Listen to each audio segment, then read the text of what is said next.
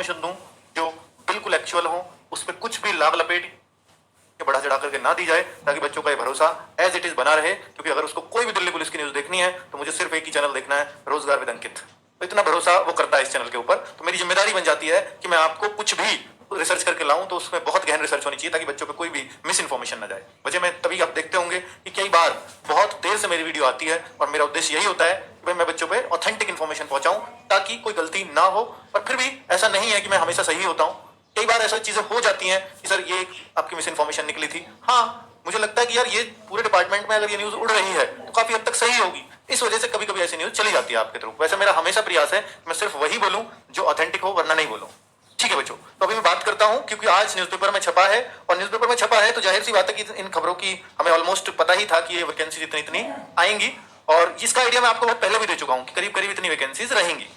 ठीक है, जैसे HCM का हो, AWO का हो या ड्राइवर का हो, तो ये आइडिया करीब करीब आपके पास पहले भी आ चुके हैं मेरे वीडियो के द्वारा ही कि ये वैकेंसीज इतनी रहने वाली हैं। और अभी जब चूंकि न्यूज़पेपर में छपा है तो न्यूज़पेपर कभी भी किसी प्रीवियस वैकेंसी के आधार पर नहीं छापता, कभी किसी अफवाह के आधार पर नहीं छापता, किसी आधिकारिक बयान, हो सकता है वो वर्बल बयान हो, लिखित बयान ना हो सकता है मीडिया को या प्रिंट मीडिया को लिख करके दिया हो, तो अगर अखबार में छपा है तो बहुत उसको हम ऑथेंटिक मानते हैं। कई बार अखबार भी गलत निकलते हैं, ऐसी बात नहीं है, पर हो सकता है वो डिपार्टमेंटली चेंज होता हो, क्योंकि अखबार कोई क्यों गलत छापेगा, इसका तो कोई रीजन नहीं नजर आता है ना।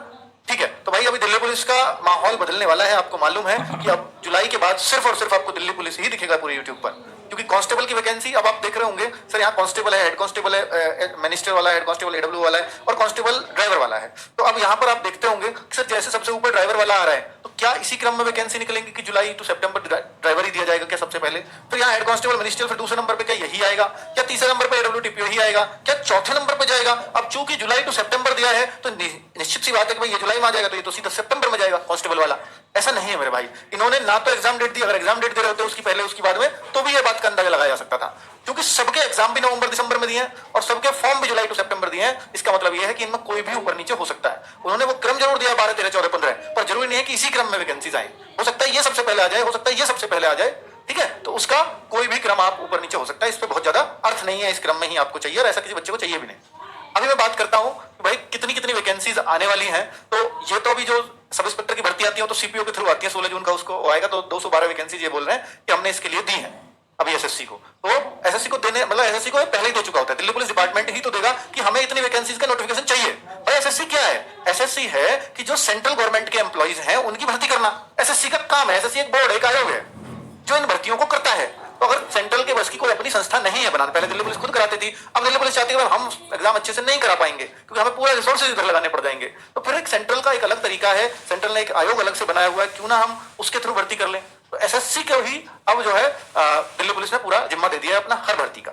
ठीक है, तो वही सब इंस्पेक्टर की भर्ती अगर 16 जून को आनी है तो ये हो सकता है डेटा 1-2 महीने पहले, 3 महीने पहले, 4 महीने पहले पहुंच जाता हो, क्योंकि SSC भी मांगना शुरू कर देती है लेटर लिख करके कि आप डेटा दीजिए कितनी वैकेंसी निकलवाना चाहते हैं। ऐसा तो है नहीं 16 जून को आएगा और 15 जून को मांगेंगे SSC वाले, ये तो नहीं होता ना।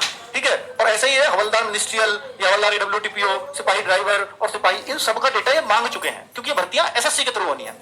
तो भाई 404 वैकेंसीज मिनिस्ट्रियल को लिख करके SSC को लिख करके दी जा चुकी हैं दिल्ली पुलिस की तरफ से, 441 AWO की वैकेंसीज दिल्ली पुलिस की तरफ से दी जा चुकी हैं, 633 वैकेंसीज ड्राइवर के लिए दिल्ली पुलिस की तरफ से दी जा चुकी हैं SSC को, और 5293 वैकेंसीज सिपाही की दिल्ली पुलिस की तरफ से जा चुकी हैं SSC को नोटिफिकेशन निकालने के लिए, और 1020 वैकेंसीज ये SSC को बहुत पहले जा चुकी हैं, लेकिन SSC ने MTS की वैकेंसीज को अपने कैलेंडर में जगह नहीं दी है। हो सकता है ये इस तरह का रीजन रखा हो कि MTS की वैकेंसीज में इसको कहीं ना कहीं शामिल कर दिया जाए, पर दिल्ली पुलिस शायद इस बात पे नहीं मान रही हो कि MTS में नहीं, इसकी एक सेपरेट भर्ती करो।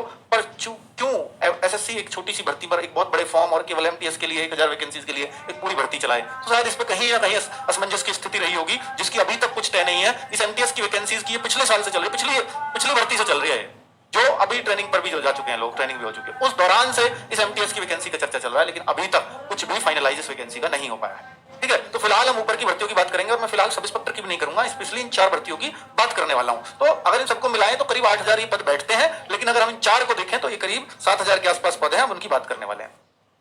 तो लाइसेंस, एक तो ये क्लैरिटी ले लो, अगर आप दिल्ली पुलिस कांस्टेबल की तैयारी कर रहे हैं तो लाइसेंस हर बच्चे को चाहिए होगा अगर आप मेल हैं, और लाइसेंस का इतना अफवाह उड़ा हुआ है दिल्ली के अंदर। दिल्ली पुलिस मतलब लाइसेंस, ऐसा नहीं है। दिल्ली पुलिस में सिर्फ कांस्टेबल की वैकेंसी ऐसी है जहां लाइसेंस चाहिए। आपके ड्राइवर की भी तो है भाई, ड्राइवर की तो ड्राइवर का लाइसेंस चाहिए, वो हर जगह चाहिए होता है, लेकिन दिल्ली पुलिस कांस्टेबल में लाइट मोटर व्हीकल का लाइसेंस चाहिए, चाहे वो बाइक का हो, चाहे वो कार का हो, चाहे वो बाइक और कार दोनों का हो, वो सब चलता है। LMV या तो बाइक का बनता है, या कार का बनता है, या बाइक व कार दोनों का बनता है, इस तरह से लिखा आता है। तो ये सब चलते हैं इसमें।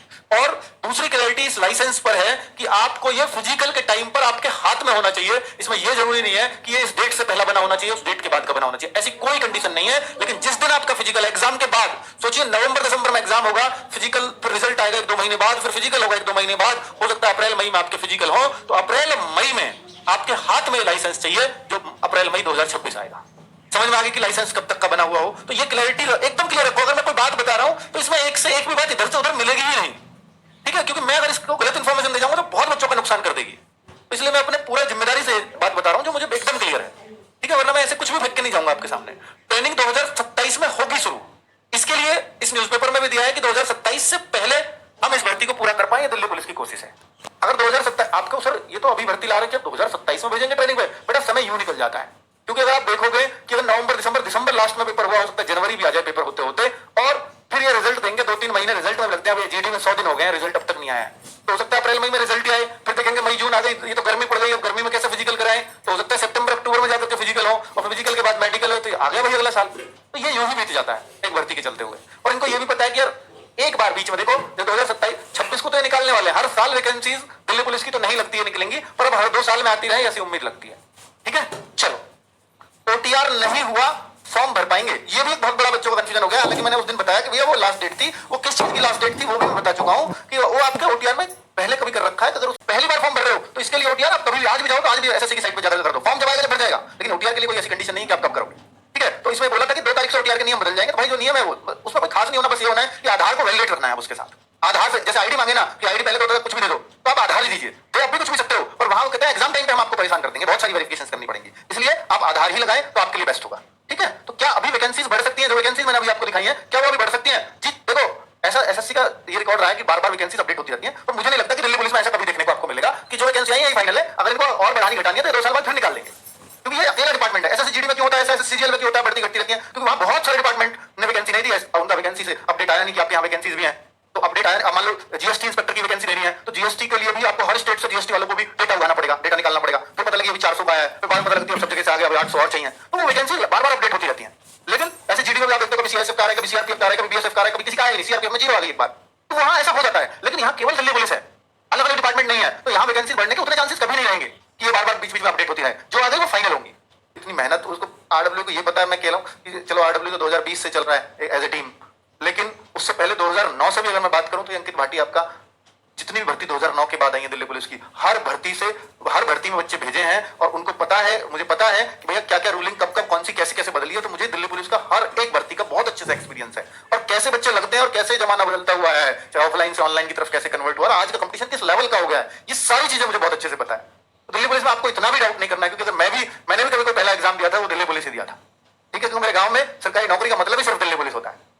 तो दिल्ली पुलिस का एक माहौल है। आज भी हमारे गांव के 12 साल के बच्चे से पूछोगे कहां जाना, दिल्ली पुलिस में जाना है, उससे पूछ लो फिजिकल में क्या है, मेडिकल में क्या है, उसको ये भी पूछोगे कि एग्जाम में क्या क्या आता है, उसको सब पता होता है, चाहे वो 6वीं में पढ़ रहा है या 5वीं में पढ़ रहा है। एक माहौल है, ठीक है? तो दिल्ली पुलिस के बारे में मतलब मेरे गांव से भी अगर आप देखोगे तो 120 से ज्यादा लोग सिर्फ दिल्ली पुलिस में, सिर्फ दिल्ली पुलिस, ठीक है? तो दिल्ली पुलिस मॉक टेस्ट जल्दी से जल्दी लगाना शुरू करें। ये इसलिए सलाह निकलती है क्योंकि भाई जितने भी बच्चे सेलेक्ट हुए, ऐसा शायद ही कोई बच्चा होता होगा जो बिना मॉक टेस्ट के सिलेक्शन ले गया होगा कभी। और इसी मॉक टेस्ट से हम हमेशा अंदाजा लगाते रहे, पहले हम ऑफलाइन कराते रहे, अब ऑनलाइन कराते हैं, और इसी से अंदाजा लगाते हैं कि ये बच्चा सेलेक्ट होगा कि नहीं होगा, इस बच्चे में कितना दम है।